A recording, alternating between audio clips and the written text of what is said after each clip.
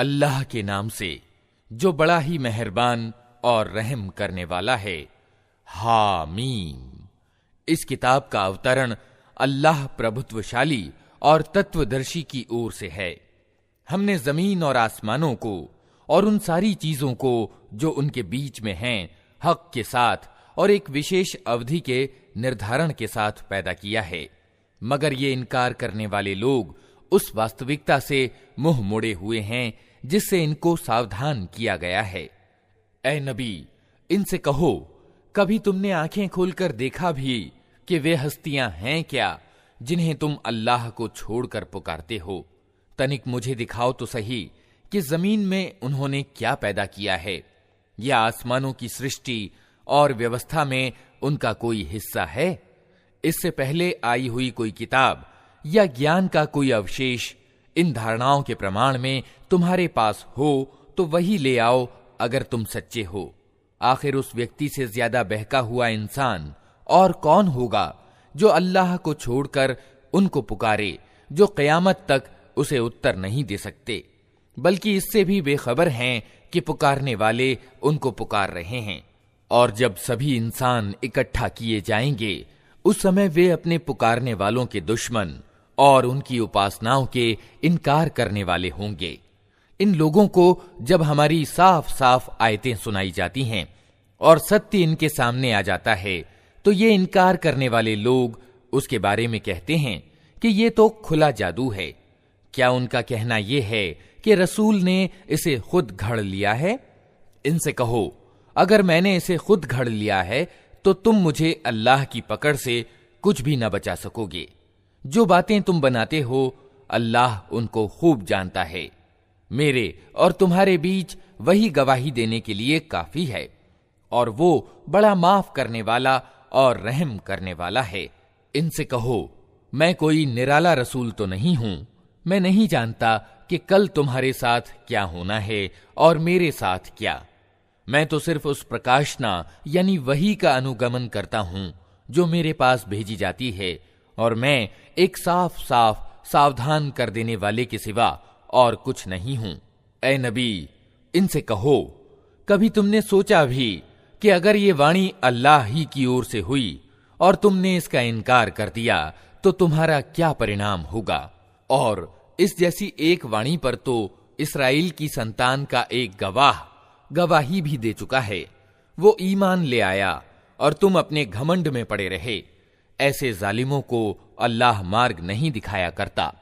जिन लोगों ने मानने से इनकार कर दिया है वे ईमान लाने वालों के संबंध में कहते हैं कि अगर इस किताब को मान लेना कोई अच्छा काम होता तो ये लोग इस मामले में हमसे आगे नहीं रह सकते थे। चूंकि इन्होंने उससे मार्ग ना पाया, इसलिए अब ये जरूर कहेंगे कि ये तो पुराना झूठ है।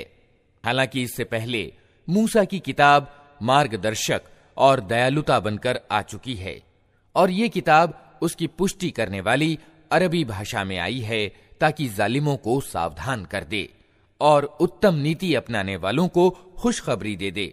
यकीनन जिन लोगों ने कह दिया कि अल्लाह ही हमारा रब है, फिर उस पर जम गए, उनके लिए न कोई डर है और न वे शोकाकुल होंगे।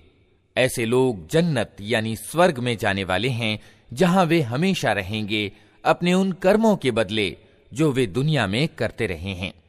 हमने इंसान को ताकीद की कि वो अपने माँ बाप के साथ अच्छा व्यवहार करे। उसकी माँ ने कष्ट उठाकर उसे पेट में रखा और कष्ट उठाकर ही उसे जन्म दिया, और उसके गर्भ और दूध छुड़ाने में 30 माह लग गए। यहां तक कि जब वो अपनी पूरी शक्ति को पहुंचा और 40 वर्ष का हो गया तो उसने कहा, ऐ मेरे रब, मुझे इसका सौभाग्य दे कि मैं तेरी उन नेमतों के प्रति कृतज्ञता दिखाऊं जो तूने मुझे और मेरे माँ बाप को प्रदान की, और ऐसा अच्छा कर्म करूं जिससे तू राजी हो, और मेरी संतान को भी नेक बनाकर मुझे सुख दे। मैं तेरे सामने तौबा करता हूं और आज्ञाकारी यानी मुस्लिम बंदों में से हूं। इस तरह के लोगों से हम उनके उत्तम कर्मों को स्वीकार करते हैं और उनकी बुराइयों को टाल जाते हैं।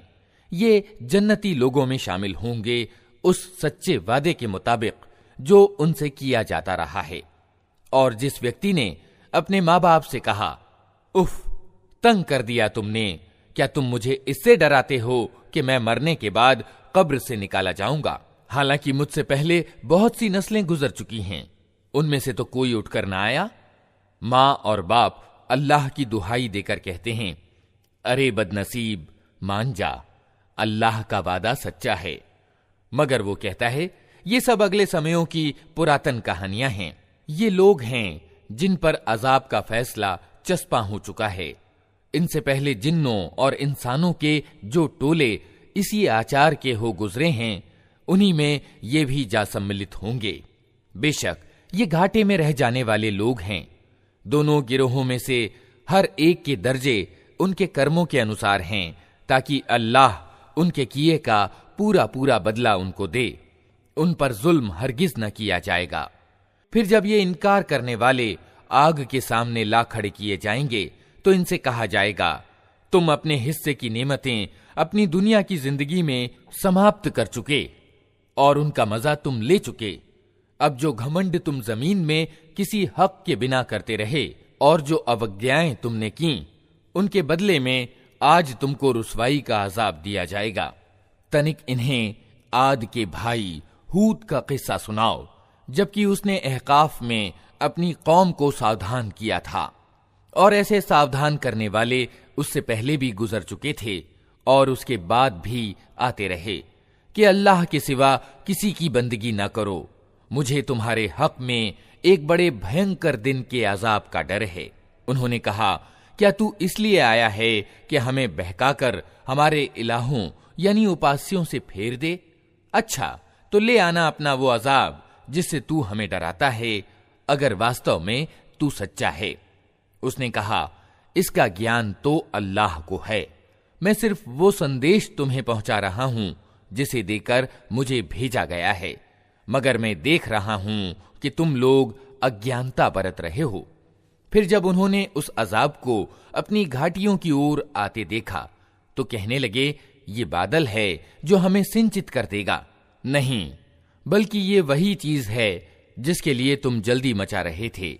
ये हवा का तूफान है जिसमें दर्दनाक अजाब चला आ रहा है। अपने रब के आदेश से हर चीज को तबाह कर डालेगा।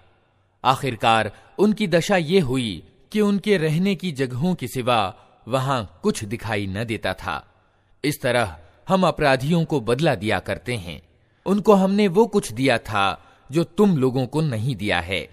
उनको हमने कान, आंखें और दिल सब कुछ दे रखे थे, मगर न वे कान उनके किसी काम आए, न आंखें, न दिल, क्योंकि वे अल्लाह की आयतों का इनकार करते थे और उसी चीज के फेर में वे आ गए जिसकी वे हंसी उड़ाते थे। तुम्हारे आसपास के क्षेत्रों में बहुत सी बस्तियों को हम तबाह कर चुके हैं। हमने अपनी आयतें भेजकर बार बार तरह तरह से उनको समझाया, शायद कि वे बाज आ जाएं। फिर क्यों ना उन हस्तियों ने उनकी सहायता की जिन्हें अल्लाह को छोड़कर उन्होंने अल्लाह से निकट होने का माध्यम समझते हुए इलाह यानी उपास्य बना लिया था, बल्कि वे तो उनसे खोए गए और ये था उनके झूठ और उन बनावटी धारणाओं का परिणाम जो उन्होंने घड़ रखे थे। और वो घटना भी उल्लेखनीय है जब हम जिन्नों के एक गिरोह को तुम्हारी ओर ले आए थे ताकि कुरान सुने।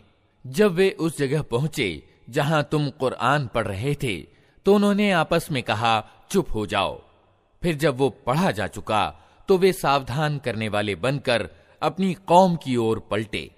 उन्होंने जाकर कहा, ऐ हमारी कौम के लोगों, हमने एक किताब सुनी है जो मूसा के बाद उतारी गई है, पुष्टि करने वाली है अपने से पहले आई हुई किताबों की, पथ प्रदर्शन करती है सत्य और सीधे मार्ग की ओर। ऐ हमारी कौम के लोगों, अल्लाह की ओर बुलाने वाले का आमंत्रण स्वीकार कर लो और उस पर ईमान ले आओ। अल्लाह तुम्हारे गुनाहों को माफ करेगा और तुम्हें दर्दनाक अजाब से बचा देगा।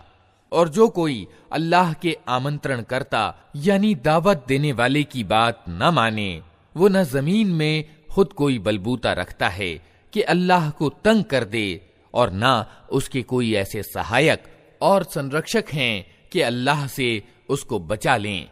ऐसे लोग खुली गुमराही में पड़े हुए हैं। और क्या इन लोगों को ये सुझाई नहीं देता कि जिस अल्लाह ने ये जमीन और आसमान पैदा किए और इनको बनाते हुए वो न थका, वो जरूर इसकी सामर्थ्य रखता है कि मुर्दों को जिला उठाए। क्यों नहीं, यकीनन वो हर चीज की सामर्थ्य रखता है। जिस दिन ये इनकार करने वाले आग के सामने लाए जाएंगे, उस समय इनसे पूछा जाएगा, क्या ये सत्य नहीं है? ये कहेंगे, हाँ, हमारे रब की कसम, ये वास्तव में सत्य है। अल्लाह कहेगा, अच्छा, तो अब अजाब का मजा चखो अपने उस इनकार के बदले में जो तुम करते रहे थे। अतः ए नबी, सब्र करो जिस तरह संकल्पवान रसूलों ने सब्र किया है, और इनके मामले में जल्दी ना करो। जिस दिन ये लोग उस चीज को देख लेंगे जिससे इन्हें डराया जा रहा है, तो इन्हें यूं मालूम होगा कि जैसे दुनिया में दिन की एक घड़ी भर से ज्यादा नहीं रहे थे। बात पहुंचा दी गई।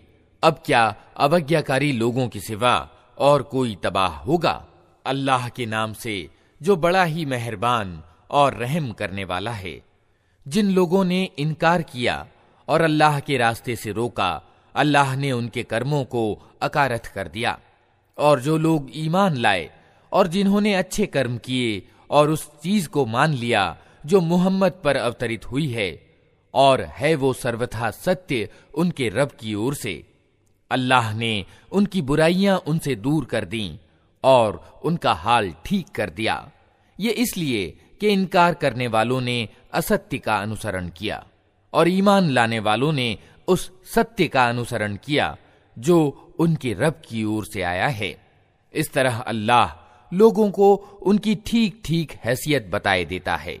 अतः जब इन काफिरों यानी इनकार करने वालों से तुम्हारी मुठभेड़ हो, तो पहला काम गर्दनें मारना है। यहां तक कि जब तुम उनको अच्छी तरह कुचल दो, तब कैदियों को मजबूत बांधो। इसके बाद तुम्हें अधिकार है एहसान करो या अर्थदंड यानी फिदिया का मामला कर लो, यहां तक कि लड़ाई अपने हथियार डाल दे। ये है तुम्हारे करने का काम। अल्लाह चाहता तो खुद ही उनसे निपट लेता, मगर ये तरीका उसने इसलिए अपनाया है ताकि तुम लोगों को एक दूसरे के द्वारा आजमाए।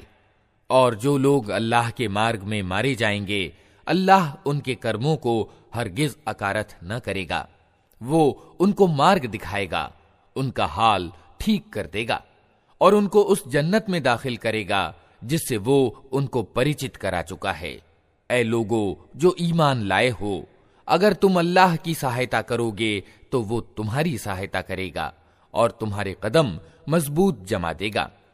रहे वे लोग जिन्होंने इनकार किया है, तो उनके लिए तबाही है और अल्लाह ने उनके कर्मों को भटका दिया है, क्योंकि उन्होंने उस चीज को नापसंद किया जिसे अल्लाह ने उतारा है। अतः अल्लाह ने उनके कर्म अकारथ कर दिए। क्या वे जमीन में चले फिरे न थे कि उन लोगों का अंजाम देखते जो उनसे पहले गुजर चुके हैं? अल्लाह ने उनका सब कुछ उन पर उलट दिया और ऐसे ही परिणाम इन इनकार करने वालों के लिए नियत हैं। ये इसलिए कि ईमान लाने वालों का संरक्षक और सहायक अल्लाह है और इनकार करने वालों का संरक्षक और सहायक कोई नहीं। ईमान लाने वालों और अच्छे कर्म करने वालों को अल्लाह उन जन्नतों में प्रवेश करेगा जिनके नीचे नहरें बहती हैं, और इनकार करने वाले बस दुनिया की कुछ दिनों की जिंदगी के मजे लूट रहे हैं, जानवरों की तरह खा पी रहे हैं और उनका अंतिम ठिकाना जहन्नम है। ऐ नबी, कितनी ही बस्तियां ऐसी गुजर चुकी हैं जो तुम्हारी उस बस्ती से बहुत ज्यादा बलशाली थीं जिसने तुम्हें निकाल दिया है। उन्हें हमने इस तरह तबाह कर दिया कि कोई उनका बचाने वाला न था।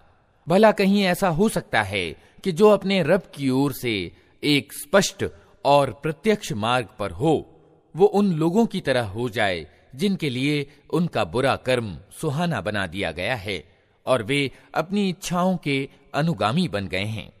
परहेजगार लोगों के लिए जिस जन्नत का वादा किया गया है, उसकी शान तो ये है कि उसमें नहरें बह रही होंगी निथरे हुए पानी की, नहरें बह रही होंगी ऐसे दूध की जिसके मजे में तनिक फर्क ना आया होगा। नहरें बह रही होंगी ऐसी शराब की जो पीने वालों के लिए स्वादिष्ट होंगी। नहरें बह रही होंगी साफ सुथरे शहद की, उसमें उनके लिए हर तरह के फल होंगे और उनके रब की ओर से बख्शिश। क्या वो व्यक्ति जिसके हिस्से में ये जन्नत आने वाली है उन लोगों की तरह हो सकता है जो जहन्नम में हमेशा रहेंगे और जिन्हें ऐसा गर्म पानी पिलाया जाएगा जो उनकी आंतें तक काट देगा? उनमें से कुछ लोग ऐसे हैं जो कान लगाकर तुम्हारी बात सुनते हैं और फिर जब तुम्हारे पास से निकलते हैं तो उन लोगों से जिन्हें ज्ञान की नेमत प्रदान की गई है पूछते हैं कि अभी अभी इन्होंने क्या कहा था। ये वे लोग हैं जिनके दिलों पर अल्लाह ने ठप्पा लगा दिया है और ये अपनी इच्छाओं के पीछे चल रहे हैं। रहे वे लोग जिन्होंने मार्ग पाया है, अल्लाह उनका और ज्यादा पथ प्रदर्शन करता है और उन्हें उनके हिस्से की परहेजगारी देता है। अब क्या ये लोग बस क़यामत ही के इंतजार में हैं कि वो अचानक इन पर आ जाए? उसके लक्षण तो आ चुके हैं। जब वो खुद आ जाएगी तो उनके लिए नसीहत कबूल करने का कौन सा अवसर बाकी रह जाएगा? अतः ए नबी, खूब जान लो कि अल्लाह के सिवा कोई उपासना का पात्र नहीं है और माफी मांगो अपने कसूर के लिए भी और ईमान वाले मर्दों और औरतों के लिए भी। अल्लाह तुम्हारी सरगर्मियों को भी जानता है और तुम्हारे ठिकाने से भी परिचित है। जो लोग ईमान लाए हैं वे कह रहे थे कि कोई सूरा क्यों नहीं उतारी जाती जिसमें युद्ध का आदेश दिया जाए, मगर जब एक पक्की सूरा उतार दी गई जिसमें युद्ध का उल्लेख था तो तुमने देखा कि जिनके दिलों में रोग था वे तुम्हारी ओर इस तरह देख रहे हैं जैसे किसी पर मौत छा गई हो। अफसोस उनके हाल पर। उनकी जबान पर है आज्ञा पालन की स्वीकारोक्ति और अच्छी अच्छी बातें, मगर जब दो टूक आदेश दे दिया गया उस समय वे अल्लाह से अपनी प्रतिज्ञा में सच्चे निकलते तो उन्हीं के लिए अच्छा था। अब क्या तुम लोगों से इसके सिवा कुछ और आशा की जा सकती है कि अगर तुम उल्टे मुंह फिर गए तो जमीन में फिर बिगाड़ पैदा करोगे और आपस में एक दूसरे के गले काटोगे? ये लोग हैं जिन पर अल्लाह ने लानत की और उनको अंधा और बहरा बना दिया। क्या उन लोगों ने कुरान पर विचार नहीं किया या दिलों पर उनके ताले चढ़े हुए हैं? वास्तविकता ये है कि जो लोग सन्मार्ग स्पष्ट हो जाने के बाद उससे फिर गए उनके लिए शैतान ने इस नीति को सरल बना दिया है और झूठी आशाओं का सिलसिला उनके लिए लंबा कर रखा है। इसीलिए उन्होंने अल्लाह के उतारे हुए धर्म को नापसंद करने वालों से कह दिया कि कुछ मामलों में हम तुम्हारी मानेंगे। अल्लाह उनकी ये गुप्त बातें खूब जानता है। फिर उस समय क्या हाल होगा जब फरिश्ते इनके प्राण निकालेंगे और इनके मुंह और पीठों पर मारते हुए इन्हें ले जाएंगे। ये इसीलिए तो होगा कि इन्होंने उस पद्धति का अनुपालन किया जो अल्लाह को नाराज करने वाली है और उसकी प्रसन्नता का मार्ग ग्रहण करना पसंद न किया। इसी कारण उसने इनके सब कर्म अकारथ कर दिए। क्या वे लोग जिनके दिलों में रोग है ये समझे बैठे हैं कि अल्लाह उनके दिलों के खोट प्रकट न करेगा? हम चाहें तो उन्हें तुमको आंखों से दिखा दें और उनके चेहरों से तुम उनको पहचान लो, मगर उनकी बातचीत के ढब से तो तुम उनको जान ही लोगे। अल्लाह तुम सबके कर्मों से खूब परिचित है। हम जरूर तुम लोगों को परीक्षा में डालेंगे ताकि तुम्हारी हालतों की जांच करें और देख लें कि तुम में मुजाहिद यानी जान तोड़ प्रयास करने वाले और मजबूती से जमे रहने वाले कौन हैं। जिन लोगों ने इनकार किया और अल्लाह के मार्ग से रोका और रसूल से झगड़ा किया जबकि उन पर सन्मार्ग स्पष्ट हो चुका था, वास्तव में वे अल्लाह का कोई नुकसान भी नहीं कर सकते, बल्कि अल्लाह ही उनका सब किया कराया बर्बाद कर देगा। ऐ लोगो जो ईमान लाए हो, तुम अल्लाह की आज्ञा मानो और रसूल की आज्ञा मानो और अपने कर्मों को बर्बाद न कर लो। इनकार करने वालों और अल्लाह के मार्ग से रोकने वालों और मरते समय तक इनकार यानी कुफ्र पर जमे रहने वालों को तो अल्लाह हरगिज माफ न करेगा। अतः तुम बोदे न बनो और सुलह के लिए निवेदन न करो, तुम ही प्रभावी रहने वाले हो। अल्लाह तुम्हारे साथ है और तुम्हारे कर्मों को वो हरगिज नष्ट न करेगा। ये दुनिया की जिंदगी तो एक खेल और तमाशा है।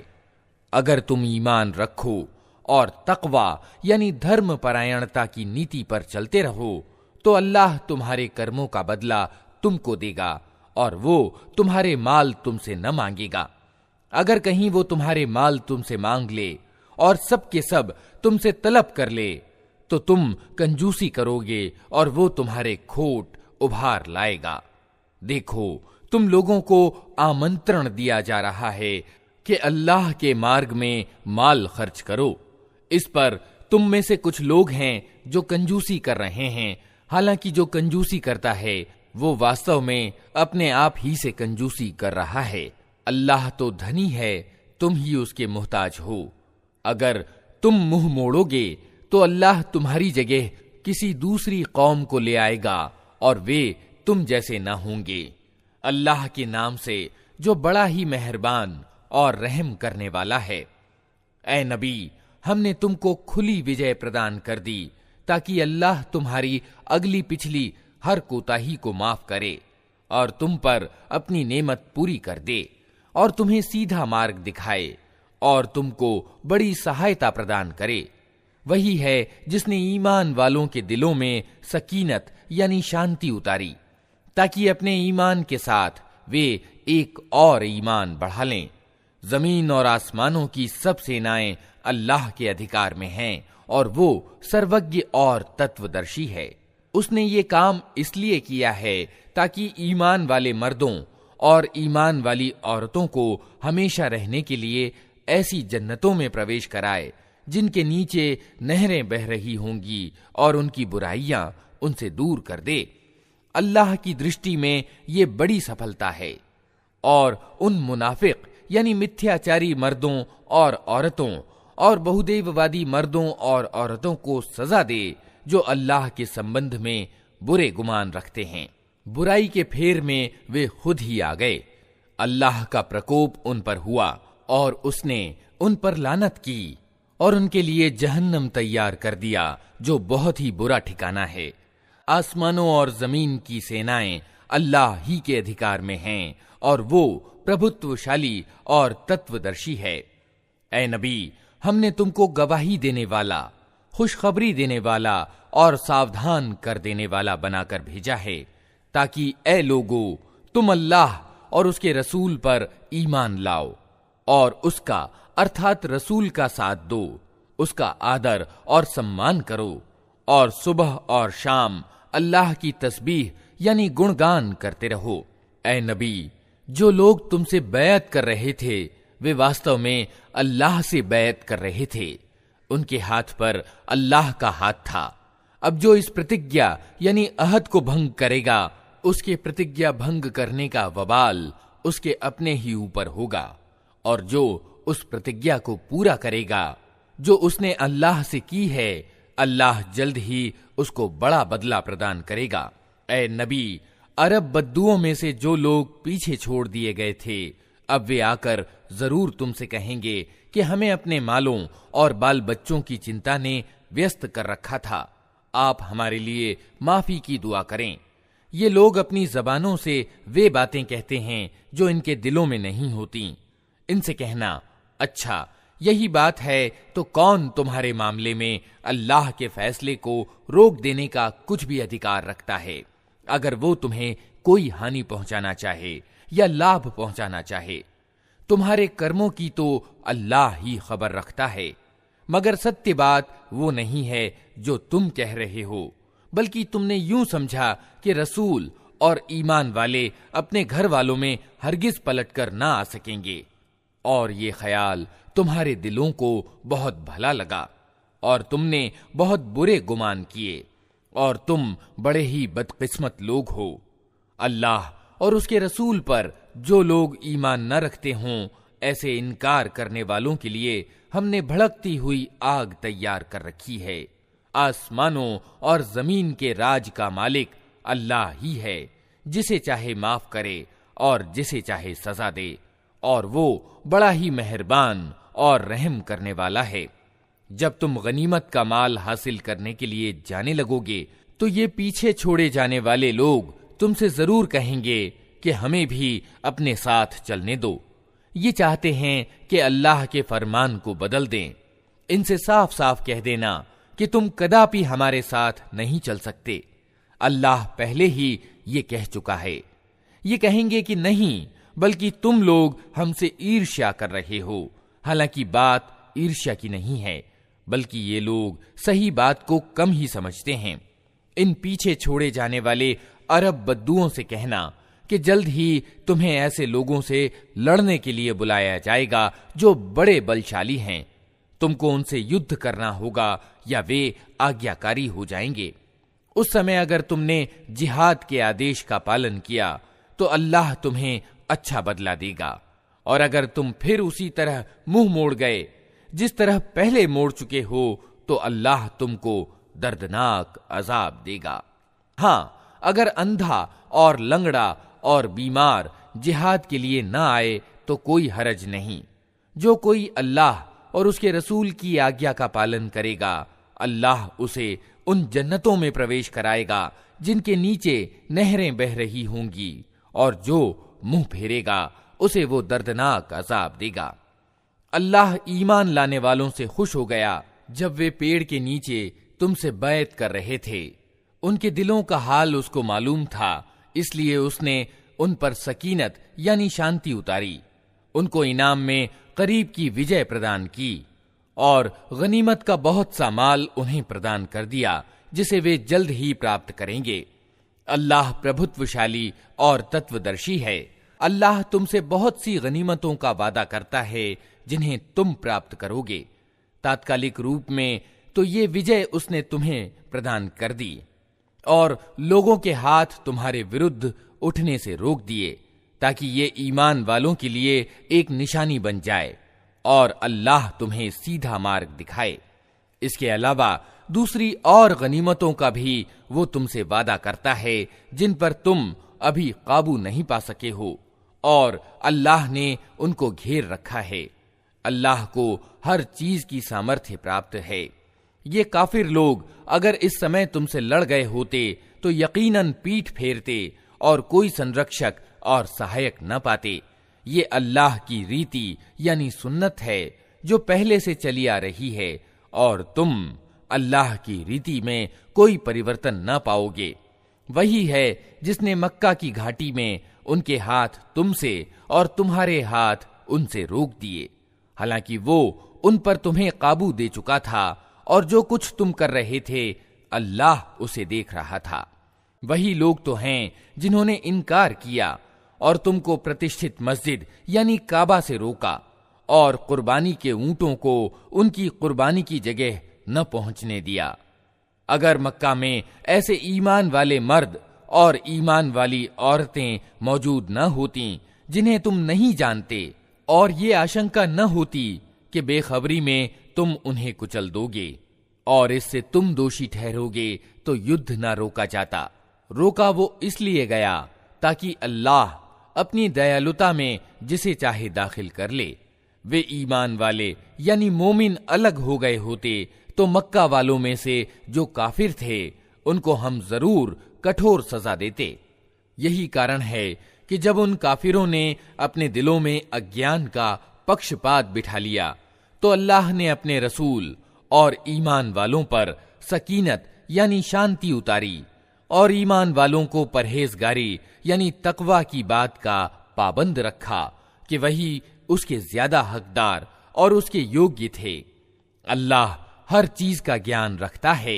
वास्तव में अल्लाह ने अपने रसूल को सच्चा ख्वाब यानी सपना दिखाया था जो ठीक ठीक सत्य के अनुसार था।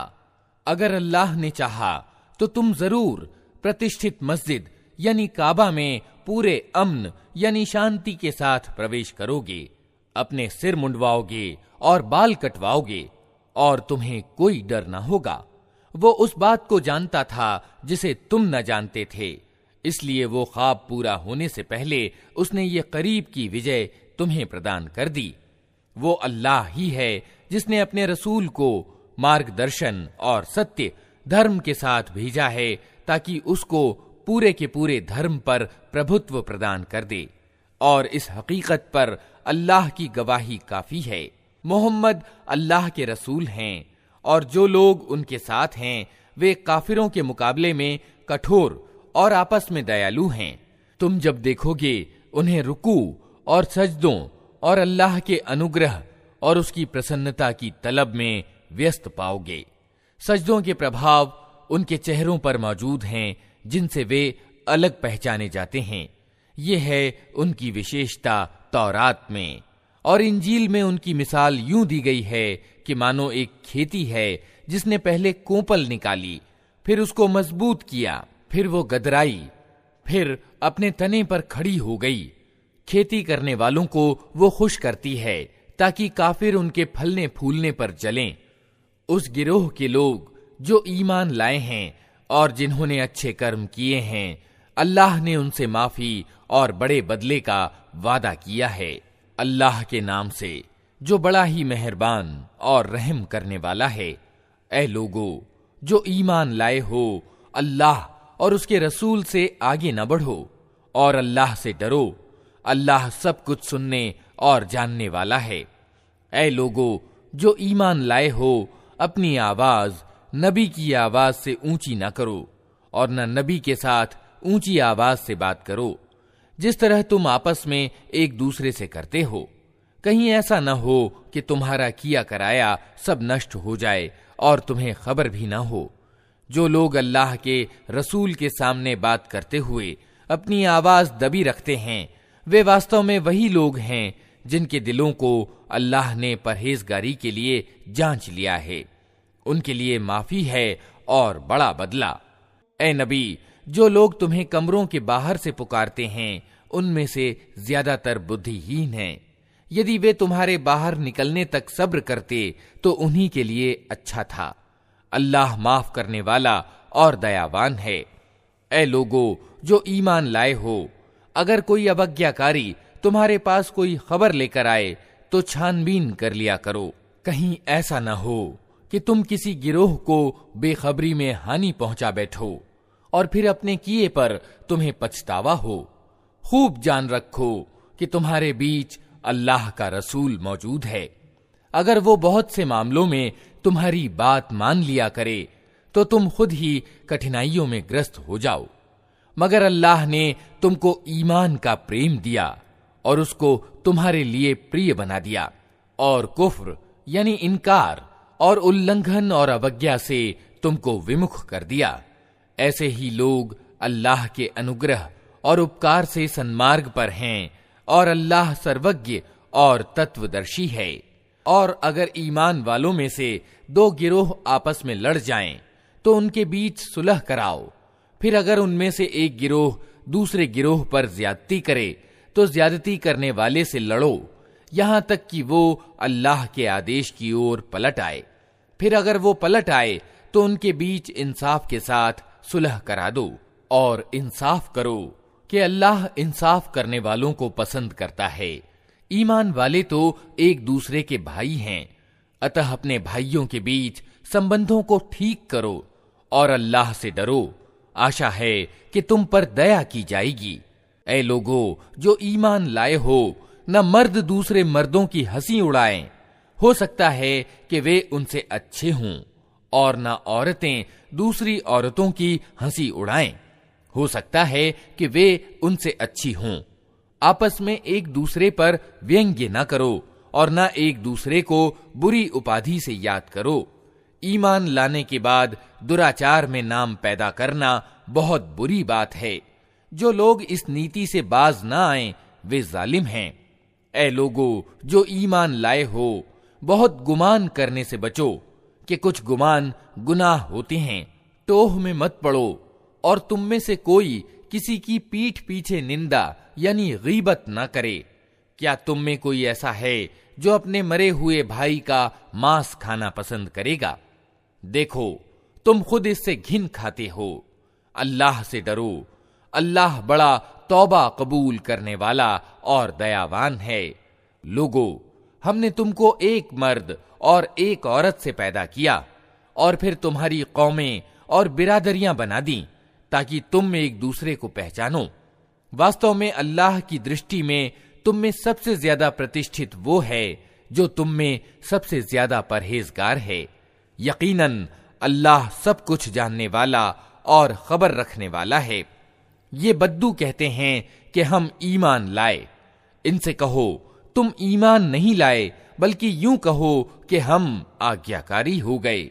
ईमान अभी तुम्हारे दिलों में दाखिल नहीं हुआ है।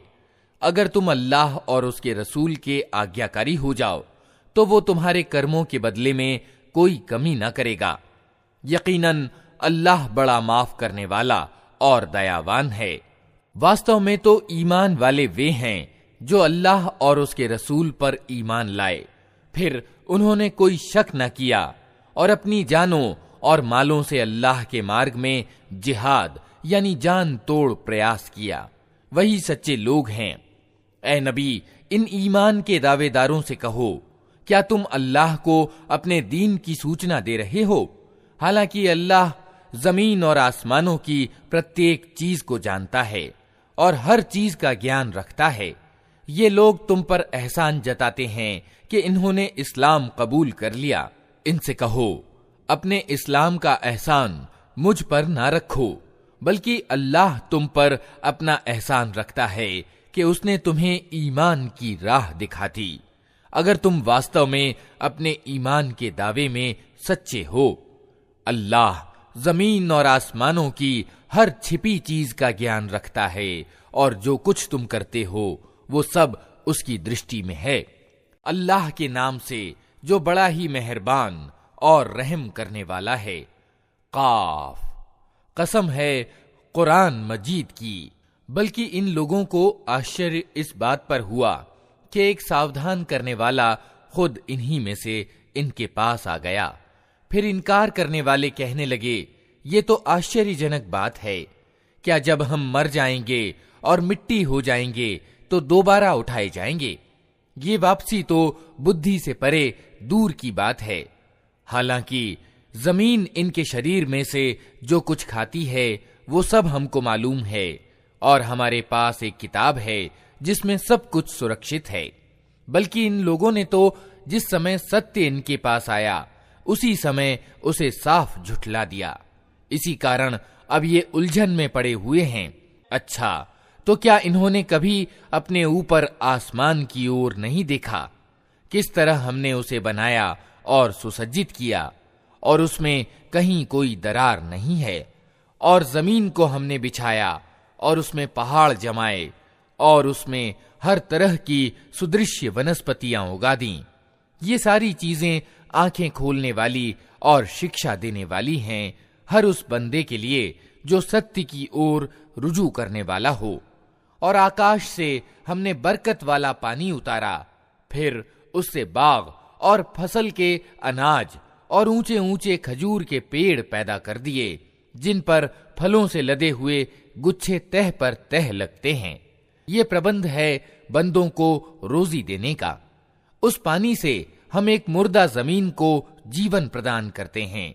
मरे हुए इंसानों का धरती से निकलना भी इसी तरह होगा। इनसे पहले नूह की कौम और अर-रस वाले और समूद और आद और फिरौन और लूत के भाई और आईका वाले और तुब्बा की कौम के लोग भी झुठला चुके हैं। हर एक ने रसूलों को झुठलाया और आखिरकार मेरी धमकी उन पर चस्पा हो गई।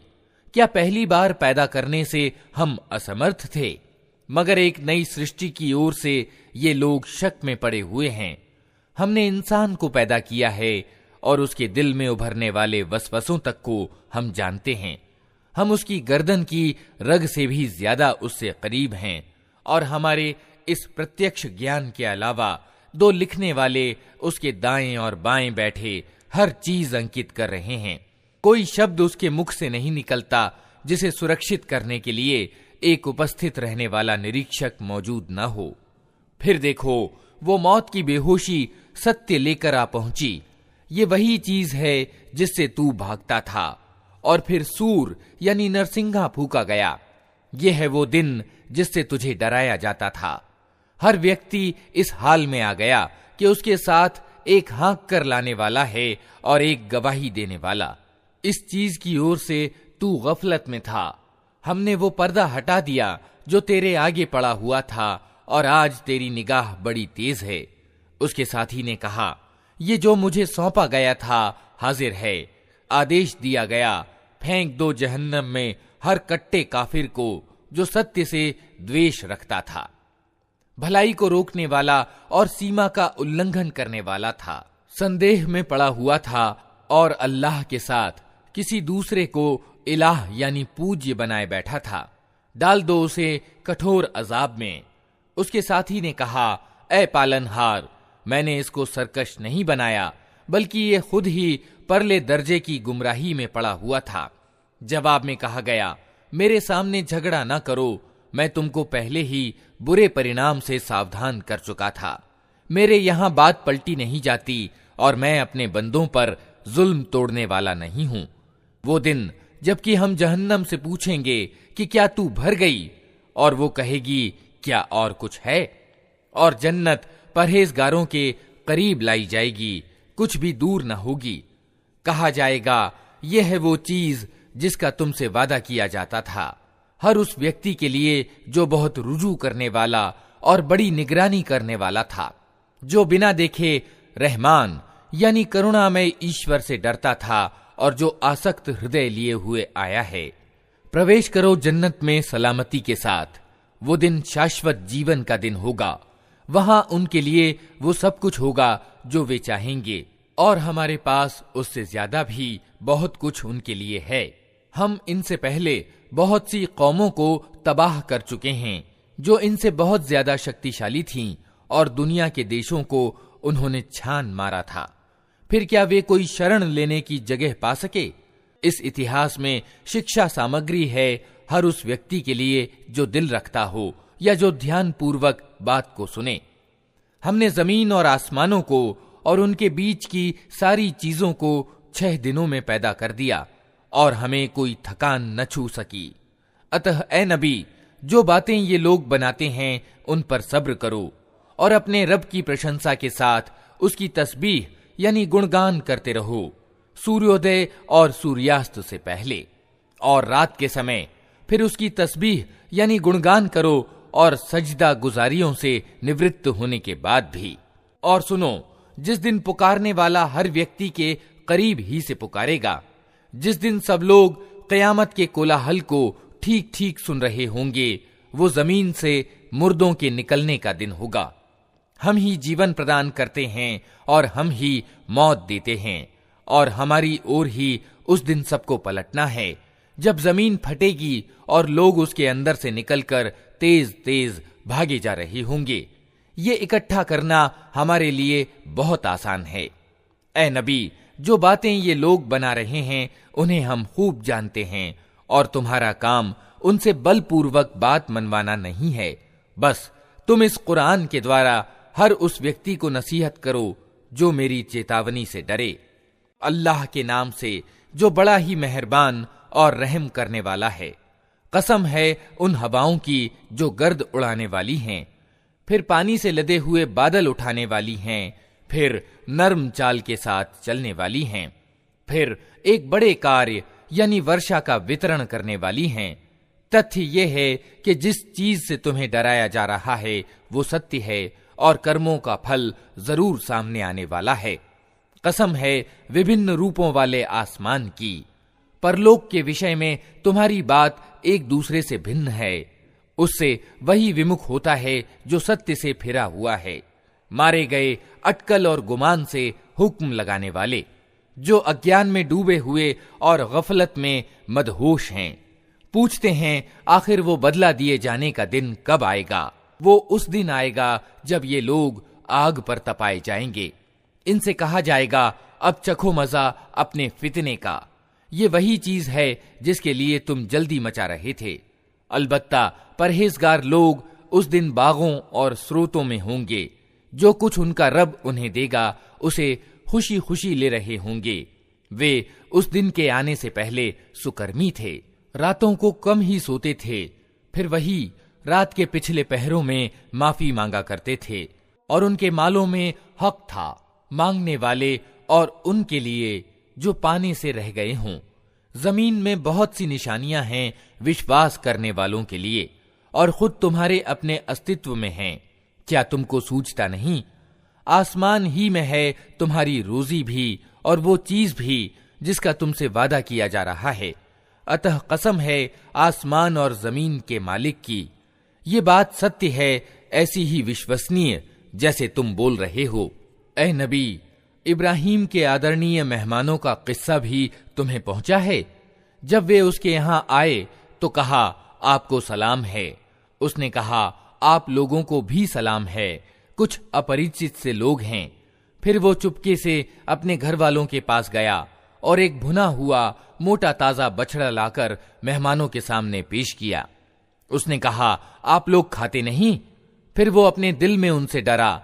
उन्होंने कहा, डरिए नहीं, और उसे एक ज्ञानवान लड़के के पैदा होने की खुशखबरी दी। ये सुनकर उसकी बीवी चिल्लाती हुई आगे बढ़ी और उसने अपना मुंह पीट लिया और कहने लगी, बूढ़ी बांझ। उन्होंने कहा, यही कुछ कहा है तेरे रब ने, वो तत्वदर्शी है और सब कुछ जानता है।